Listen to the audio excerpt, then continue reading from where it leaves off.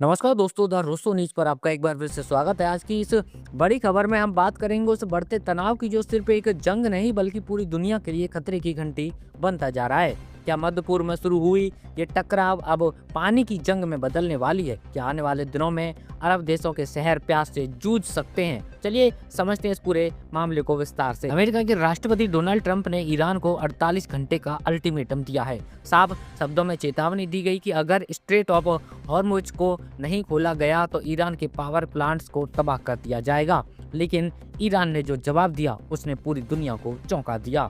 Iran ने साफ कर दिया है कि अगर उसके ऊर्जा ठिकानों पर हमला हुआ तो वो भी चुप नहीं बैठेगा, बल्कि वो अमेरिका और उसके सहयोगी देशों के एनर्जी सिस्टम, आईटी नेटवर्क और सबसे अहम डिसैलिनेशन प्लांट्स को निशाना बनाया जाएगा। यानी अब जंग सिर्फ तेल या हथियारों की नहीं बल्कि सीधे पानी पर आ सकती है। अब सवाल ये उठता है कि ये डिसैलिनेशन प्लांट्स आखिर होते क्या हैं? दरअसल गल्फ देशों जैसे Saudi Arabia, United Arab Emirates, Kuwait, Oman, इन देशों में तेल तो बहुत है लेकिन पीने का पानी बेहद कम।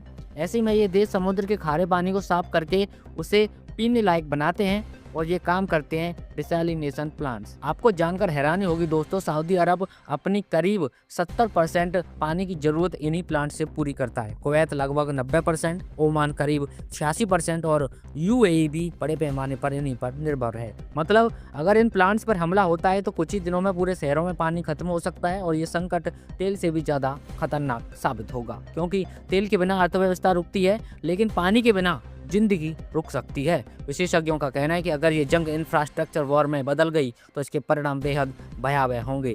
शहरों में अफरा तफरी मच सकती है, लोग पलायन करने लगेंगे और मानवीय संकट पैदा हो सकता है। यहाँ तक कि पर्यावरण पर भी इसका भारी असर पड़ेगा, क्योंकि इन प्लांट्स में इस्तेमाल होने वाले केमिकल्स अगर समुद्र में फैलते हैं तो समुद्री जीवन और इंसानों दोनों के लिए खतरा बढ़ जाएगा। ये खतरा नया नहीं है, आपको बता दें सीआईए ने साल 1983 में ही चेतावनी दी थी कि अगर डिसैलिनेशन प्लांट्स को निशाना बनाया गया तो पूरे क्षेत्र में अराजकता फैल सकती है।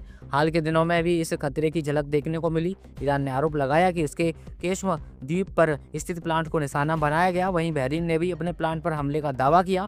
हालांकि इन दावों की पुष्टि अलग अलग पक्षों ने अलग अलग तरीके से की है।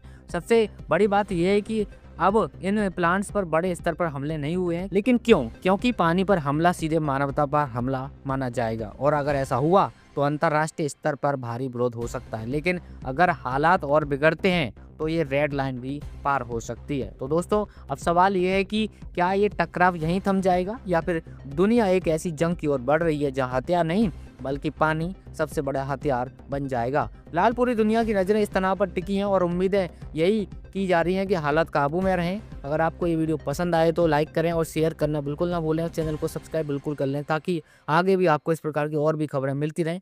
चलिए हमारी जल्दी मुलाकात हो जाएगी और बड़ी खबर के साथ। तब तक के लिए अपना ख्याल रखिए। नमस्कार, जय हिंद।